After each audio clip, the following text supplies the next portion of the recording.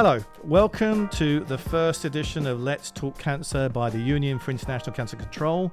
My name is Cary Adams. I'm the CEO of the UICC based here in Geneva, which is lovely and sunny today. We hope that you'll join us on topics that are really relevant to the cancer community over the coming weeks and months. But today we're talking about something which is critical, important in the news every moment you turn on the TV or listen to the radio. And that's about how do we address the challenges caused by conflict zones, and particularly about cancer patients and those who serve them, who want to treat them. So what happens when a conflict takes place and refugees flee a country? What are the implications on health?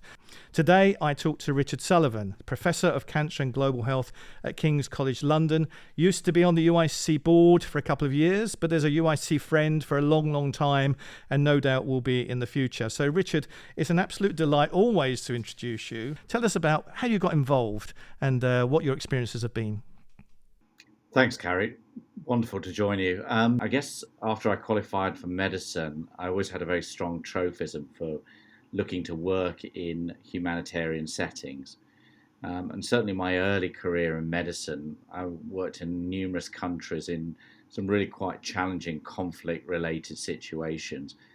But at the same time, I was also sort of running a sort of slightly unusual parallel career in the British military, where I was, working in a particular unit that had a speciality in health security. And I got very interested in how the interface between health security, clinical practice, humanitarianism, and disease generally went together. And over the 1990s, I worked on that and also with various humanitarian organizations with deployments during the Rwandan genocide, both into Rwanda, into the eastern part of Congo. And then sadly, of course, all of those conflicts were coterminous with the rise of the Balkan conflicts, and spent a substantial amount of time again being deployed overseas, working either in a humanitarian clinical setting or working within the policy area of health security. Obviously, as your career develops, as you get older, I kind of spent more and more time specializing in cancer, and my career naturally took me back to the UK and pathway into Cancer Research UK as the clinical director there, and through that and out the other side in the late 2000s, I became more and more acutely aware that cancer wasn't just a big problem for high-income, wealthy countries, that this was an affliction that dominated low and middle-income countries. And even worse, there was the vulnerable of the vulnerable. And by that, I mean men, women, and children in conflict situations who were afflicted by cancer or dying of cancer and were in the palliative situation. And that took me into a very different direction, which eventually led me to the doors of King's College London, which gave me the opportunity to kind of put these two twin passions together, which was global cancer from the Global Oncology Group, the Institute for Cancer Policy, and also the Conflict and Health Research Group, because King's College London has probably one of the biggest academic and also operational groups in the world dedicated to conflict, security, and development. But there must be some common challenges where you think we really could learn from one conflict to another conflict to another conflict. And there are certain things that have to be put in place and quickly in order to, address the challenges that cancer patients face when they are forced to move from one part of a country or one out of a country to another. What are the things that you think we can learn from the past, which potentially could be applied today with the Ukraine challenges? Well, I think there's a number of things. I think the first thing is context matters. There's always been a bit of a tendency to try and drive, pure universals, and that's just not the case. I think when you're thinking about conflicts, the first thing you have to understand is what is the nature of the population before the conflict. And it makes a big difference. The contemporary conflicts we're dealing with now in the Ukraine, in Syria, are of countries and populations that are fully transitioned. And by that I mean very high levels of non-communicable diseases. That's very different from the 1990s, when we were dealing with conflicts in sub-Saharan Africa for populations whose average life expectancy, even pre-conflict, was mid-30s, late 40s. And you've got to remember, this was the era of HIV/AIDS, which of course was decimating sub-Saharan Africa at the time. So context is everything, because that really depends on what you're going to see in terms of the cancer palliative care burden spectrum. The other thing we learn very quickly is that there's a big difference between being refugees and IDPs. And by an IDP, we mean an internally displaced person who stays within the boundaries of their country versus a refugee who moves across the border. And not all refugees are equal. Refugees under the protection of the UNHCR, which is the UN Refugee Agency, enjoy a special status and protection. But many refugees are what we consider to be sans papiers. They essentially move across borders. They have no formal protection, low legal status. They are probably the most vulnerable and the weakest populations and really need very specific consideration. And we learnt, of course, that within conflict, you get these new therapeutic geographies emerging. When we think about cancer care, we're thinking in the West very much about cancer care within the boundaries of individual countries. That is not the reality when you're dealing with conflict zones, and I'd argue that's not the reality for low and middle income countries generally, because people tend to move a lot across national borders, or they move vast distances within their own countries. I mean, you think about India, patients will move thousands of kilometers to access other cancer centers. You take a conflict in, say, Pakistan, Afghanistan, for example, and this is work we did with Asim Yosef in Pakistan. You will see cancer patients in Afghanistan moving thousands of kilometers to move across the border into Pakistan to access cancer care. So these are absolutely unique therapeutic geographies, and it's important not just because of the dynamics of the clinical care and the delays in diagnosis and the delays in treatment, but also the dynamics of what we consider to be the political economy of cancer. In other words, who pays for this? Who's really responsible for those patients and those groups? It's a kind of higher order political and policy issue. The other thing we discovered is, and this is again predates Ukraine and speaks to your point about how it influences our thinking around Ukraine, is the impact on host countries is really, really crucial. There's often, obviously, and you know, the reality is people often focus simply on the conflict population and where the conflict's happening. But as refugees move across into other host countries, they have profound impacts on the cancer care and the general health care of the countries they're moving into. In an ideal world, they move into host countries where there is a vast amount of capacity and goodwill. That is not the reality. Refugees from Syria moving into Turkey, Lebanon, Jordan, whether you're a Venezuelan refugee moving into bordering countries in Latin America, you're moving into countries which often do not have the capacity and capability for cancer care to deal with their own domestic populations. So you get this real challenge of crowding out occurring, where marginalized and displaced populations, endogenous populations in host countries become even more marginalized because of the impact of refugees. And then on top of that, there's a big issue with fairness. And let me explain what I mean by this. A refugee will come in under UNHCR, they receive, excellent cancer care, and it's free cancer care. But there's an equivalent man or woman or child who is a citizen of that country who will not receive free treatment from their country because there is not universal health coverage for cancer. So then you immediately enter this really difficult political dimension. And that's something I think we learned very early on from the Syrian crisis in the Middle East, that this becomes rapidly political, and positive sentiment, can rapidly turn negative against refugees from no fault of their own. So what we're having to learn here is it's not just a matter of focusing on the care of refugee populations, it's also the care of the populations who are hosting them and receiving them. I'll be honest with you, I think we're still learning these lessons. I am not sure the agencies at the highest level, and I speak here to the United Nations, etc., have quite wrapped their head around how to do this. The other issue, of course, comes around the cost of cancer care. Cancer is still seen in many countries as a luxury add-on for refugees of conflict, and not an integrated necessity. But those I think are the general lessons I think we've kind of learned about migration, therapeutic geographies, impact on host countries.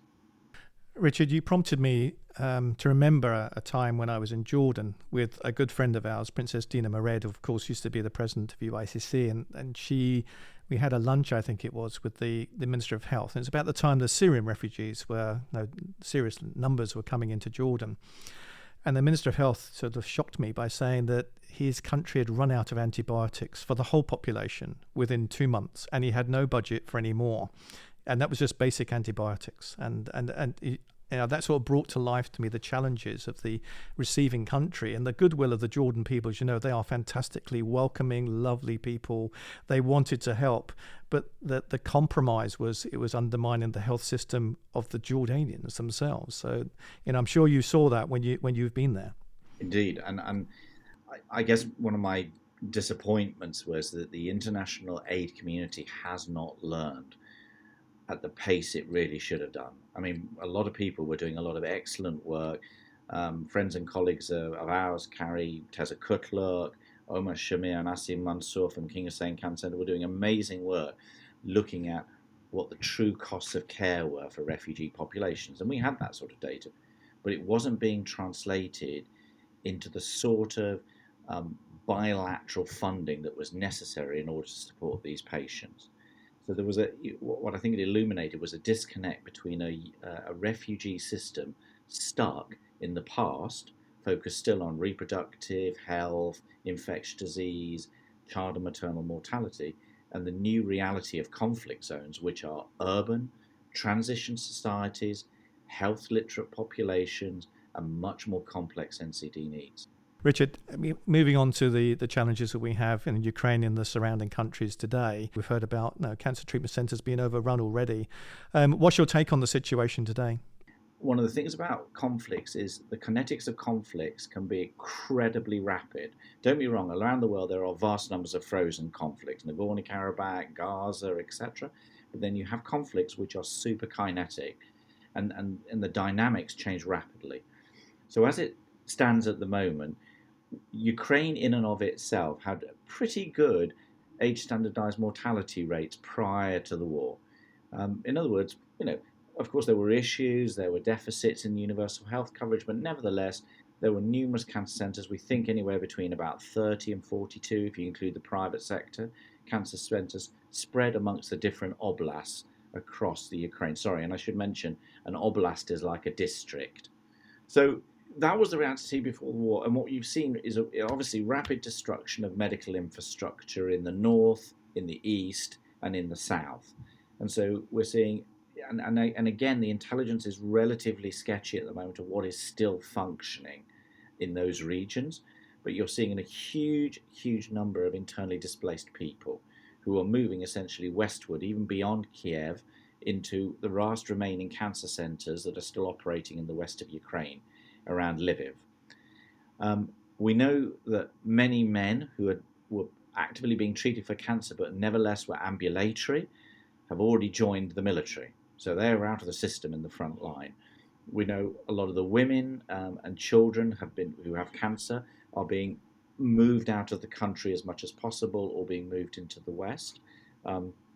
Children with cancer, there's been amazing work by St. Jude's and the World Child and the WHO to organise their disbursement around Europe through the very sophisticated network that Cary, you and others know intimately about, that is involved with childhood cancer. So I want to keep that to one side.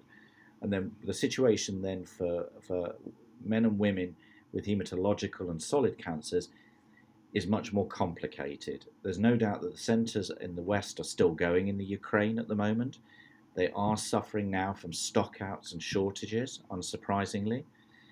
Some of the radiotherapy equipment is continuing to function, but many of the radiotherapy machines, particularly the older ones like the Iridium and the Cobalt machines, have stopped functioning in the north, the east, and the south.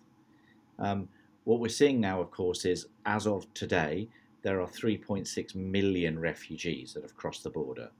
And they've crossed the border into their first primary countries being Poland, Slovakia, Moldova, Romania, and Hungary.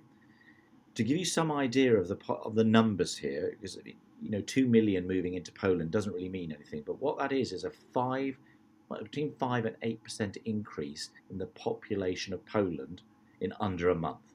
So just want to let that sink in a minute. And that is the equivalent increase we're seeing in the other countries. But, and this is really important here, is a lot of patients and generally the refugees are moving on to other countries. It's a very, very complex ecosystem.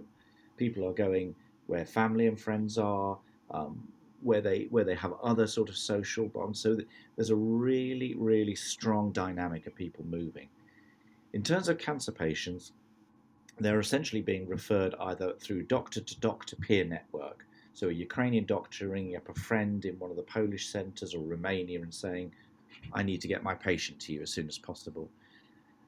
The second one is friends and family, just moving them to a centre wherever they're living outside. Then there is the amazing work of a lot of patient organisations who are doing like the lymphoma network, who are doing some incredible matching work to get patients out and looked after in a major centre. And then the last group is what I would call the walk-ins. They are refugees who've come across. They've been given a leaflet in Ukrainian saying, have you been diagnosed with cancer? If you have, please tell us.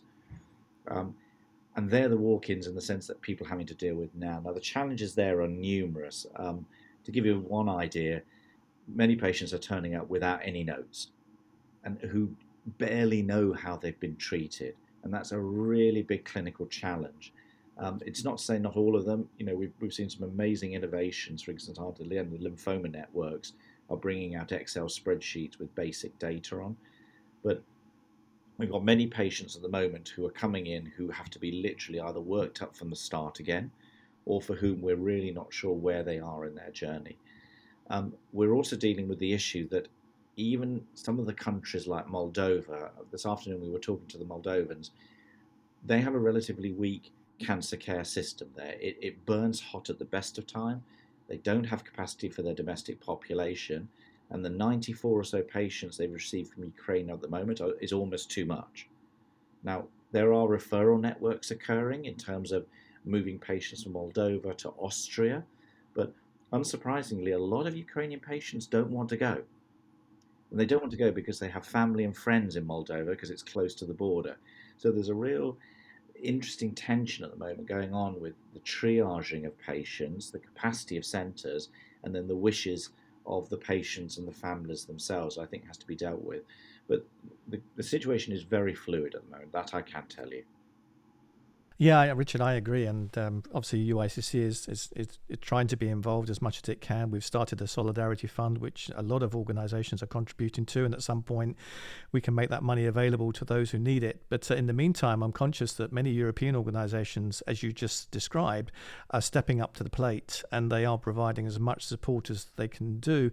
Is this something which you've seen before in other conflict areas, or is it quite unique because it is, in Europe, pretty much a developed area, and people are prepared to come together like they've not done before? I've not witnessed this before for other conflict zones. Well, interesting enough, and it's not really talked about much, the Middle East, we had a lot of patient organisations that stepped up to the plate. The King Hussein Foundation, for example.